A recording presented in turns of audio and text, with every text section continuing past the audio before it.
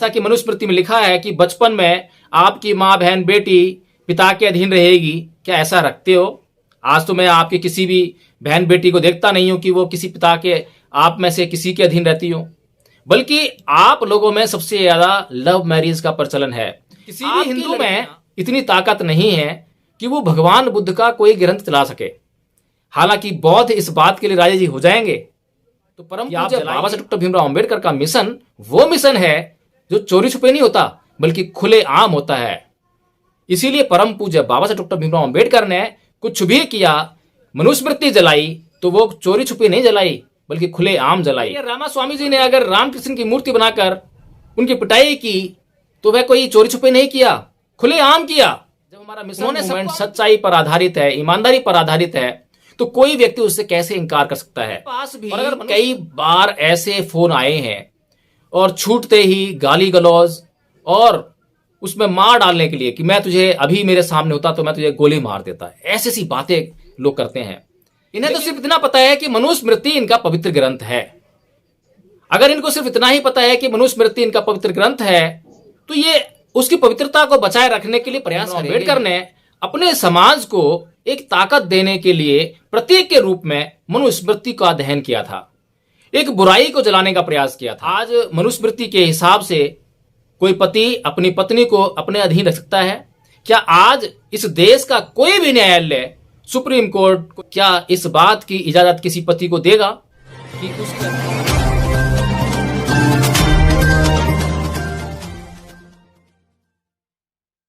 जय भीम, नमो बुद्ध। साथियों आज हम चर्चा करेंगे मनुस्मृति को लेकर। साथियों हमारी एक पत्रकार साथी मीना कोटवाल जी, उनके पास धमकी भरा फोन आया और उन्हें कहा कि भाई आपने मनुस्मृति को जलाने का जो वीडियो डाला है उसको डिलीट कर दें। साथियों आज मैं मनुस्मृति के उन पहलुओं पर चर्चा करूंगा, उन बातों पर चर्चा करूंगा जिस पर कि ये लोग गौर कभी नहीं करते हैं। और सबसे पहले मैं अपने बहुजन समाज से ही एक सवाल करूंगा कि परम पूज्य बाबा साहेब डॉक्टर भीमराव अंबेडकर ने 25 दिसंबर 1927 को मनुस्मृति को प्रतीकात्मक जलाकर उसका विरोध प्रकट किया। क्या 25 दिसंबर बाबा साहेब डॉक्टर अंबेडकर के जीवन काल में उसके बाद कभी नहीं आई? क्या 1927 के बाद और 6 दिसंबर 1956 तक जितनी भी बार 25 दिसंबर आई, क्या उस दिन परम पूज्य बाबा साहेब डॉक्टर भीमराव अंबेडकर ने मनुस्मृति को बार बार जलाया? नहीं साथियों, आपने ये कभी नहीं सुना होगा कि परम पूज्य बाबा साहेब डॉक्टर भीमराव अंबेडकर ने हर साल मनुस्मृति दहन करके उसको जलाकर लोगों के लिए एक त्योहार या एक उत्सव जैसा माहौल क्रिएट करने का प्रयास किया। साथियों मनुस्मृति दहन है क्या? किस चीज की बुराई को हम जला रहे हैं? किस चीज को हम जला रहे हैं? क्या एक पुस्तक को जला रहे हैं या फिर उस पुस्तक के भीतर जो विचार हैं उनको जलाने का प्रयास कर रहे हैं?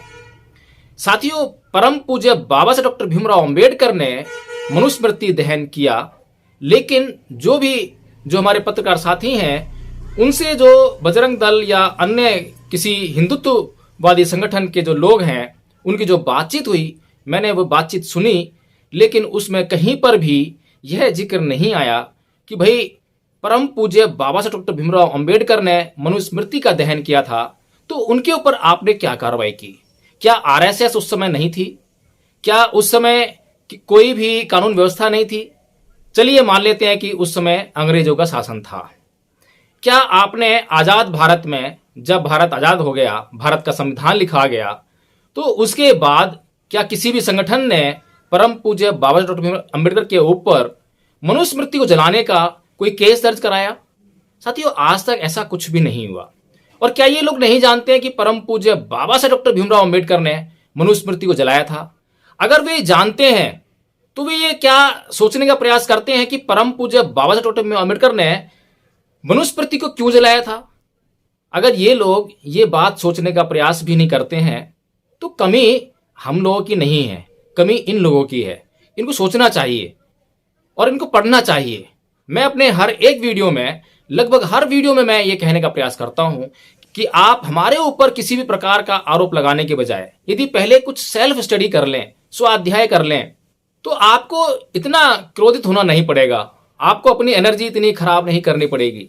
लेकिन साथियों, समस्या ये है कि इन्हें सिर्फ क्रोध करना है, गुस्सा करना है, गाली गलौज करनी है, मारने की धमकी देनी है, लेकिन ये अध्ययन नहीं करेंगे।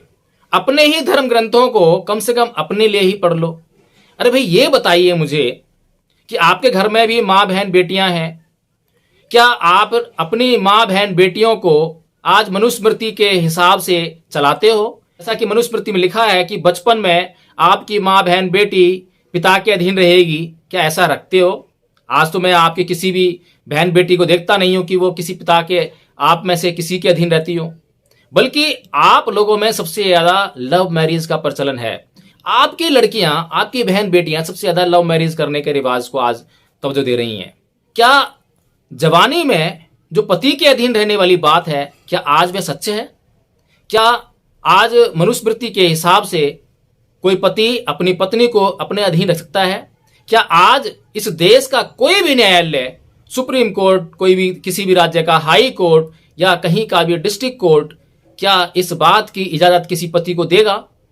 क्या आपकी महिलाएं बुढ़ापे में बेटों के अधीन रहती हैं? क्या वो बेटों की सुनने के लिए मजबूर हैं? क्या इस देश का कोई भी न्यायालय इस बात को स्वीकार करता है कि कोई भी महिला जो है बुढ़ापे में अपने बेटे के अधीन रहेगी? ये किस तरह की व्यवस्था थी मनुस्मृति में, जिसको आप आज वकालत करने पर जुटे हैं?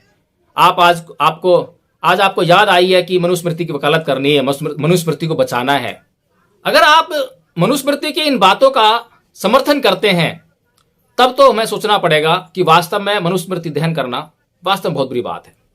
हालांकि मैं इसका पक्षधर नहीं हूं कि किसी भी कागज के टुकड़े को जलाओ और उसके बाद घर में शांत बैठ जाओ, बल्कि मैं इस बात का पक्षधर हूं कि परम पूज्य बाबा साहब डॉक्टर भीमराव अंबेडकर ने अपने समाज को एक ताकत देने के लिए प्रतीक के रूप में मनुस्मृति का अध्ययन किया था, एक बुराई को जलाने का प्रयास किया था। वह बुराई जो कि महिलाओं की विरोधी थी, महिलाओं की स्वतंत्रता की विरोधी थी, शूद्र समाज की विरोधी थी, शूद्र समाज पर जो नाना प्रकार के अत्याचार मनुस्मृति के माध्यम से हो रहे थे, उनका खुलासा करने के लिए, लोगों को बताने के लिए परम पूज्य बाबा साहब डॉक्टर भीमराव अंबेडकर ने मनुस्मृति का अध्ययन किया था। यदि हम अपने समाज में से उन बुराइयों को निकालने का प्रयास नहीं करते हैं, या जो बुराइयां उसमें हैं उनका हम विरोध नहीं करते हैं, तो हमारा मनुस्मृति को प्रतीकात्मक जलाने का भी कोई फायदा नहीं। साथियों, मनुस्मृति अध्ययन दिवस हमें हर साल जरूर मनाना चाहिए, हमें इकट्ठे होने चाहिए, हमें गोष्ठियां आयोजित करनी चाहिए। हमें उस दिन परम पूज्य बाबा साहब डॉक्टर भीमराव अंबेडकर ने मनुस्मृति को क्यों जलाया, इस बात पर चिंतन मनन करना चाहिए। हमें उस समाज से, जिस समाज की यह शिकायत है, उनको भी आमंत्रित करना चाहिए और उनसे पूछना चाहिए कि क्या उन्होंने मनुस्मृति पढ़ी है, क्या वो मनुस्मृति के इन बातों पर सहमत हैं, आज उनका क्या कथन है, क्या वे मनुस्मृति को जलाने के पक्षधर नहीं है। साथियों, एक दिन हम लोग यदि इस तरह की गोष्ठियां, इस तरह के विचार सम्मेलन आयोजित करें, तो एक दिन वो जरूर आएगा जब यही लोग आकर ये कहेंगे कि हाँ, वास्तव में मनुस्मृति को जलाना चाहिए।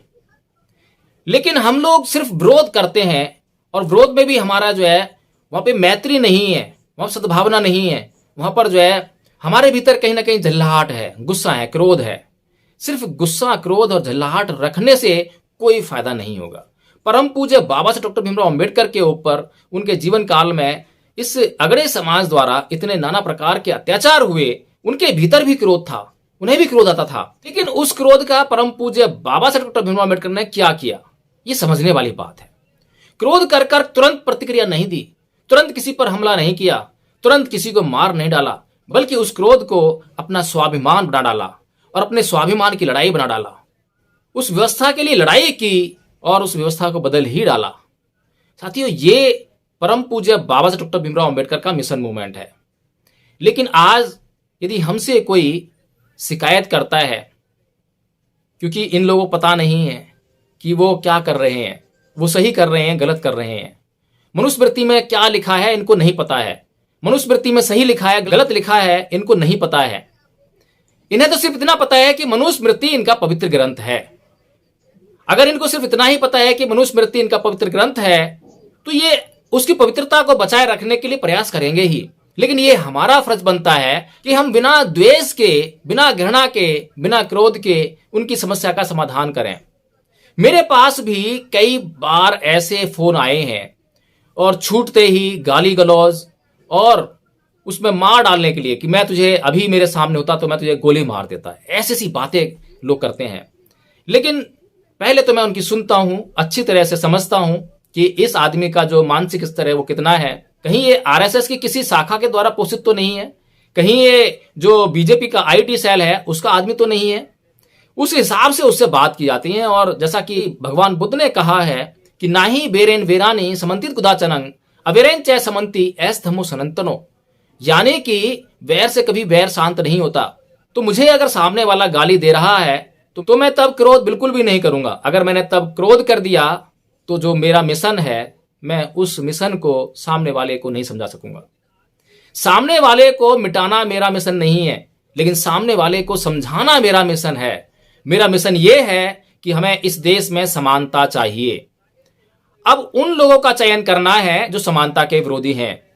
अगर हम इस देश में किसी से भी ये बात करें कि भाई क्या आप समानता के विरोधी हैं, बेशक उनके दिमाग में समानता का विरोध हो, विषमता भरी हो, लेकिन वे कभी भी अपने मुंह से ये बात नहीं कहेंगे कि वे समानता के विरोधी हैं। उन्हें समानता नहीं चाहिए।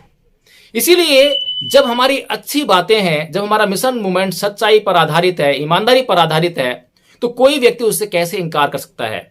और अगर मनुस्मृति में कुछ भी गलत लिखा हुआ है तो उसको उन लोगों को एक्सप्लेन करना पड़ेगा कि वो उसे किस दृष्टि से देखते हैं। कुल मिलाकर बात यह है कि हमें हमारा मिशन मूवमेंट समझना चाहिए।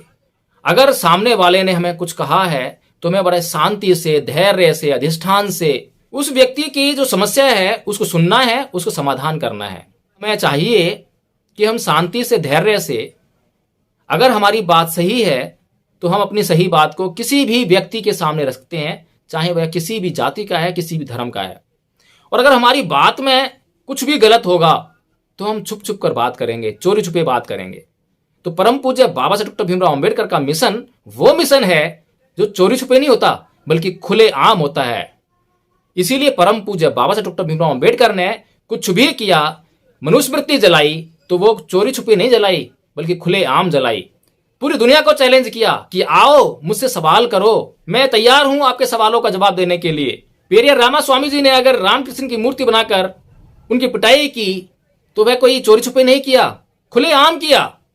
उन्होंने सबको आमंत्रित किया, पंडितों को, पुजारियों को, ब्राह्मणों को, क्षत्रियों को, सबको उन्होंने आमंत्रित किया। श्रद्धालुओं को, जो बहुत श्रद्धा रखने वाले थे, सबको आमंत्रित किया कि आओ मुझसे पूछो कि मैंने क्यों पिटाई की है। तो जो ये सच्चाई का जो मिशन मूवमेंट होता है वहां पर घबराने की जरूरत नहीं होती है। सच्चाई के मिशन मूवमेंट को सिर्फ सामने वाले को बताने की जरूरत होती है। आज हम लोकतांत्रिक युग में जी रहे हैं, संवैधानिक युग में जी रहे हैं, न्यायपालिका के युग में जी रहे हैं। आज हमारे पास तमाम तरह की व्यवस्था है। सबसे पहला प्रयास हमारा अहिंसात्मक होना चाहिए, शांति से होना चाहिए। और जो लोग बातें कर रहे थे उनकी बातों से मुझे लग रहा था कि शायद इनसे अच्छी तरह से तार्किकता से बात की जाती तो समझ सकते थे। लेकिन फिर भी एक व्यक्ति ने जो अब्यूजिंग वर्ड्स इस्तेमाल किए, गाली गलौज की, वो बहुत अभद्र थी। पलटकर सिर्फ एक ही सवाल बनता था कि क्या आपका हिंदू धर्म आपको गाली देने की इजाजत देता है? आपको आपका हिंदू धर्म क्या गाली देने की सीख देता है? क्या आपके जो मर्यादा पुरुषोत्तम राम हैं, क्या उनका आदर्श आपको यही सीख देता है? क्योंकि ये लोग बड़ी जल्दी गाली देने में, गाली गलौज करने में बड़ा उतावलापन दिखाते हैं, क्योंकि चरित्र नाम की चीज इनके धर्म ग्रंथों में नहीं है, यही बताने का प्रयास करते हैं। और ये अपने आप से उस बात को स्वतः साबित कर देते हैं कि देखिए हमारे पास कुछ नहीं है, हमारे पास चरित्र नाम की चीज नहीं है, ना हमारा कोई आदर्श है ऐसा। लेकिन साथियों, हमें यह समझना चाहिए कि हमारे आदर्श कौन है। हमारे आदर्श हैं तथागत बुद्ध, जो चरित्र के मामले में इस दुनिया के सर्वश्रेष्ठ मनुष्य रहे हैं। हमारा आदर्श है ज्योतिबा फूले, हमारा आदर्श है परम पूज्य बाबा साहब डॉक्टर भीमराव अंबेडकर, हमारा आदर्श है मान्यवर साहब कांशीराम जी। आप किसी भी महान पुरुष का चरित्र उठा के देख लीजिए, आज तक उस पर कोई दाग नहीं है, कोई इल्जाम नहीं है। दुश्मन भी उनके चरित्र की तारीफ करे बगैर नहीं रहता। तो साथियों, हमें उसी चरित्र के साथ, उसी चरित्र के हिसाब से बात करनी चाहिए और अपना संयम कभी नहीं खोना चाहिए। हमें कोशिश करनी चाहिए कि जब भी हम किसी से बात करें, तब तो ये बड़ा आसान होता है, क्योंकि हम जब अपने स्वभाव से प्रेरित रहते हैं या नेचुरली जब हम किसी से बात करते हैं तब तो हमें गुस्सा आ ही आता है, लेकिन जब हमें किसी दुश्मन से बात करनी होती है तब हमें पता है कि हम किससे बात कर रहे हैं। वहां पर हम क्रोध नहीं कर सकते, क्रोध करना ही नहीं है। साथियों, उसमें एक बात और आई थी। वह शख्स कह रहा था कि मैं तुम्हारे भगवान बुद्ध का ग्रंथ जलाऊं तो मैं यहां पर एक बात और कहना चाहता हूं। किसी भी हिंदू में इतनी ताकत नहीं है कि वो भगवान बुद्ध का कोई ग्रंथ जला सके। हालांकि बौद्ध इस बात के लिए राजी हो जाएंगे कि आप जलाइए, हम आमंत्रित करेंगे कि आइए और आप हमारा धर्म ग्रंथ जलाइए, क्योंकि हमें हमारे धर्म ग्रंथ जिनकी हम बात करते हैं उनके शब्दों की कीमत है। आप शब्दों को नहीं जला सकते, आप जो कागज की जो किताब है उसी को जला सकते हो, और उसके जलाने से उसकी पवित्रता नष्ट नहीं होती है।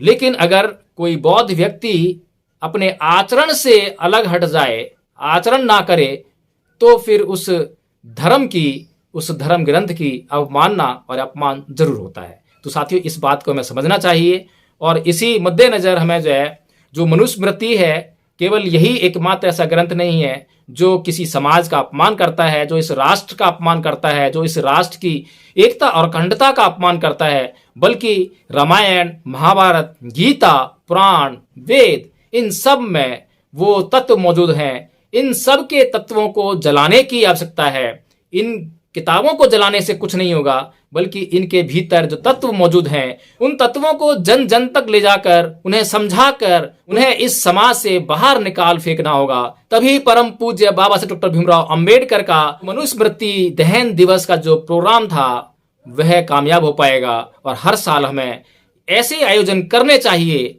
और ऐसे आयोजनों में मैं फिर से कहूंगा कि जो समाज हमसे सवाल करना चाहता है, जो पवित्र मानता है इन ग्रंथों को, उन्हें हमें आमंत्रित करना चाहिए, और उन्हें आमंत्रित करके उनके सवालों को उसमें लेना चाहिए। तो साथियों, इसी साथ अपनी बात समाप्त करता हूं। अगर आपको यह वीडियो पसंद आया हो तो इसको लाइक करें, इस पर कमेंट जरूर लिखें, ताकि मैं आपकी भावनाओं को समझ सकूं, आपकी बातों को समझ सकूं, और उसी आधार पर फिर अगला वीडियो भी आपके सामने प्रस्तुत कर सकूं। और इस वीडियो को शेयर जरूर कर दें ताकि दूसरे लोगों तक पहुंच सके, और चैनल को सब्सक्राइब जरूर कर दें। जय भीम, नमो बुद्ध। साथियों, मेरा चैनल, आपका चैनल, समाज का चैनल, देश का चैनल NV News 24/7 को आप लाइक करें, सब्सक्राइब करें, और ज्यादा से ज्यादा इसकी वीडियो को शेयर करें, ताकि हर खबर को मैं आप तक आसानी से पहुंचा सकूं। जय भीम।